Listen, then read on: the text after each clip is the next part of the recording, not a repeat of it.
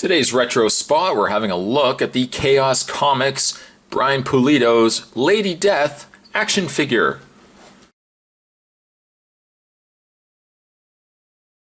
Sculpted by Claiborne Moore, comes with Darkness, Lady Death's Golden Sword of Power, and Chaos Crest Stand. Lady Death is one of those characters that just kind of fell off the map. Her and Dawn, and trying to think of the other. Her and Dawn are about the only. Fathom, I guess Fathom's still kind of around, but Lady Death just kind of fell off the map. I don't know what's going on. And Vampirella, there you go. That's another one that just kind of fell off the map. This comes to us though from More Action Collectibles. Also, if you're interested, it's item number CM7002. Recommended for mature collectors 18 and over. Yes, the Lady Death figure is a little chesty. On the back of the package, it says, a supernatural demi-goddess of destruction, Lady Death was born during the plague-ridden Dark Ages. To save her life and ease the pain of betrayal and heartbreak, she gave up her humanity, becoming cold and aloof. Now she rules a bleak underworld called the Endless Graveyard, but has her sights set on conquering Earth. There's a awesome picture of Lady Death up there. Right up there. Right up there. I think if anything can be said, Lady Death has fantastic hair. Of the other figures you can get from this set, we got a regular Lady Death. If you'll notice, the one I've got, well, it's got a cape. I guess you can just take the cape off, so it is just Lady Death. We got Purgatory, Evil Ernie, that's another one that kind of just fell off the map, and Lady Demon. There is a Chaos customer hotline, so if you're experiencing any levels of chaos, you can call this Chaos hotline. I'm not sure if it's still around. There's also a More Action Collectibles Incorporated phone number there, a hotline. Boy, they give you a lot of information. A lot of much needed information. That is, by the way, a great picture of Lady Death. What I'm going to do is I'm going to take a bit of a break. I'm going to also pull the camera down. There we go. I'm going to take a bit of a break. I'm going to get this opened up. We're going to have a better look at Lady Death. There's more retro fantasticness on the way, my friends. Don't go anywhere. Stay tuned. And now that she's out of the package, let's have a look at Lady Death. One of the accessories that come with Lady Death is her sword. And is pretty nicely detailed. It's got a nice little handle. As you can see, there is a crest with a skull on the handle there. Sword is a nice gold color. I like that it kind of has a rusted look to it, or like a kind of a bronze.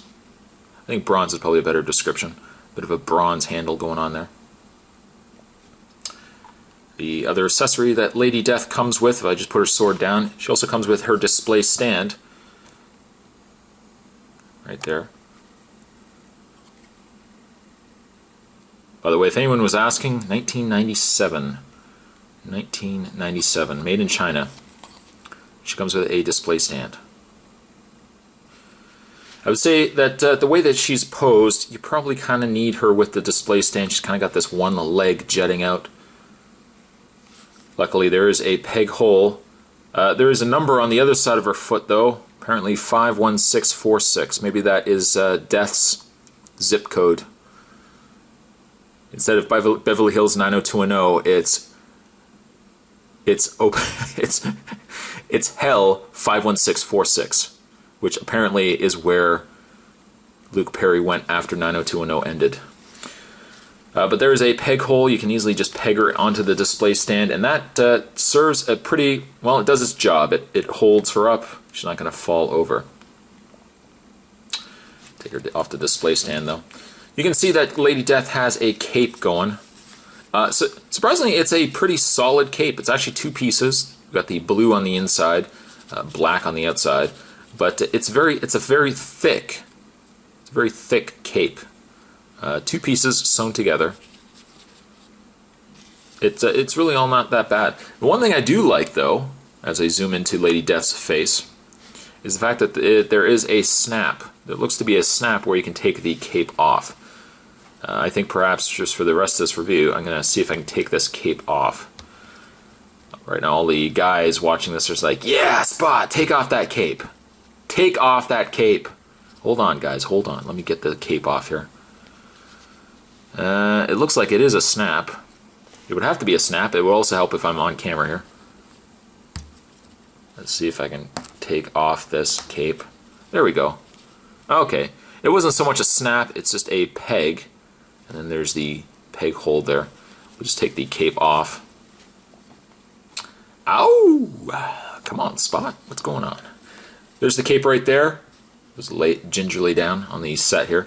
And we got Lady Death with a leg that seems to be kind of... there's a little bit of a gap in between her leg there. I really like her hair. I like Lady Death's hair. Now granted, as nice as the hair is, unfortunately it hinders all sort of... Well, you're not going to move her head basically at all. Zooming into her face though. It's not a bad face. Unfortunately, it's your stereotypical 1990s style action figure. The features are very, very basic. The figure could certainly use an update. Really a shame that the legendary comic book heroes aren't still around. Had they done another wave, it would have been fantastic to see a Marvel Legends style Lady Death. I've always been a big fan of the design of Lady Death. I just really like the white hair, you know, the pale skin and everything else going on there.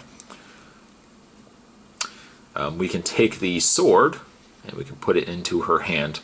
She basically just got a hole in her hand that you just will slide the handle down into, which is unfortunate because... There we go. The end of the handle is bigger than the handle itself, so you kind of have to really wedge it into her hand to get her to hold it properly. And even in her hand, it just kind of flops around a bit. Oh, it's not that big of a deal, really.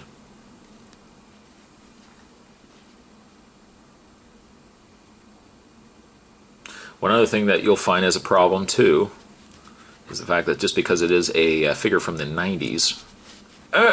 take this sword out here. I knew it was going to give me problems the moment I put that sword in. I should have just left the sword out, but there we go.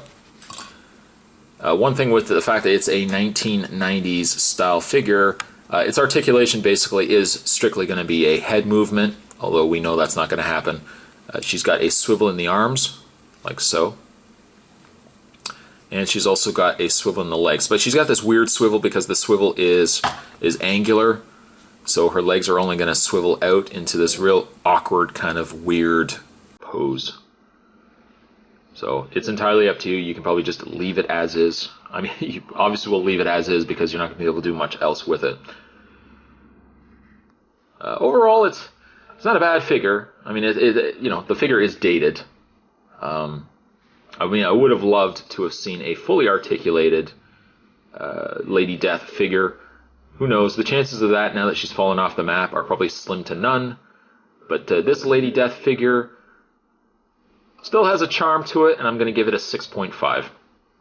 Today's Retro Spot, we're having a look at the Lady Death action figure. Let me know down below what you guys think of this figure, and perhaps what you would give this figure as a rating as well. And in the meantime, I'm going to wrap this up here. Certainly be on the lookout for more Retro Spots coming your way. There are certainly a lot more coming your way. And I will see you guys next time. This is me waving. This is me saying, see you guys next time.